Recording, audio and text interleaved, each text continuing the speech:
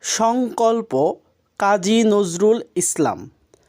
থাকবো না কো বদ্ধ ঘরে, দেখব এবার জগৎটাকে। কেমন করে ঘুরছে মানুষ যুগান্তরের ঘূর্ণিপাকে।